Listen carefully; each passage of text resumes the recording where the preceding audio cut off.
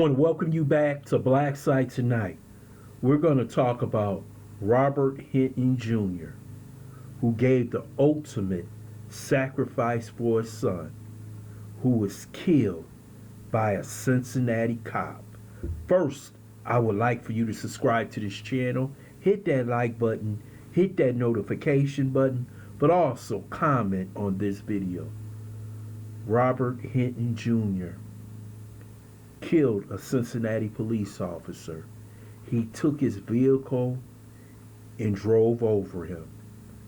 But before you hear the story, this man, Robert Hinton Jr., gave the ultimate sacrifice by what he saw. Yesterday, before he did that incident, he saw the police cam footage of the police officers shooting his son down like a dog. They were in the superintendent of police or the chief of police office, and he didn't like what he saw.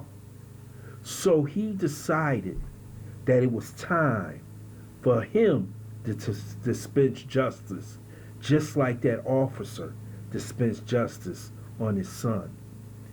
His son was in a stolen vehicle. Once the police caught up to him, everybody dispersed from the vehicle. His son ran. They said he had a gun. He dropped the gun. The police gave a presentation like they always do in all these incidents with black men.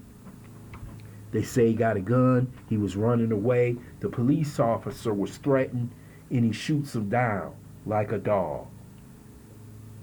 But the video that they showed you, they didn't show you the whole video.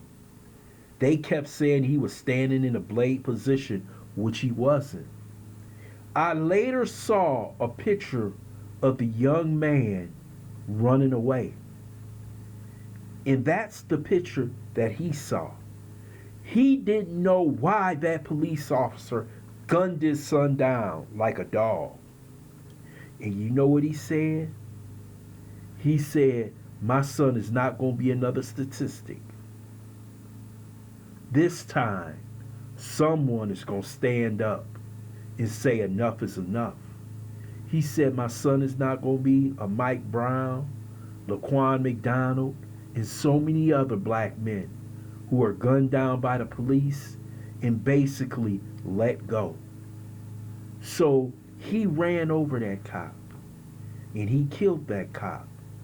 And basically he went back to the Old Testament, an eye for an eye. And that's what he did. He ran that cop over.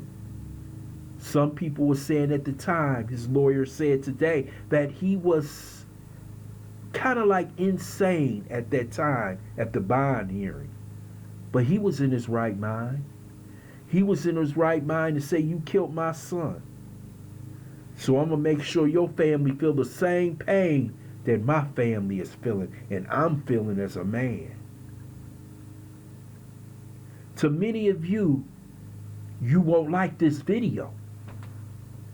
But to me, after 400 years in America, from the time we got off this ship, they have been dispensing justice on us, hanging us from trees, burning down villages, towns, and cities where we live, stealing our land. And just like Nat Turner, Denmark Vesey, he decided it was a time to kill.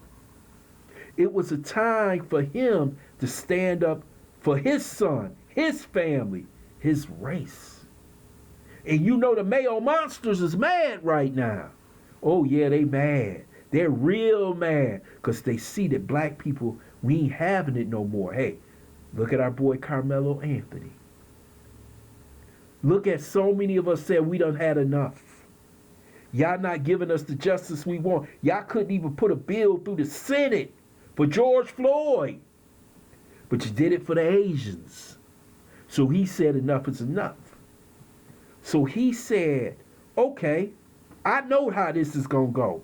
When he left that office, he know that that officer was going to walk free. So he said, you kill one officer, I kill another one. He said, I'm willing to do time. I'm willing to do the death penalty.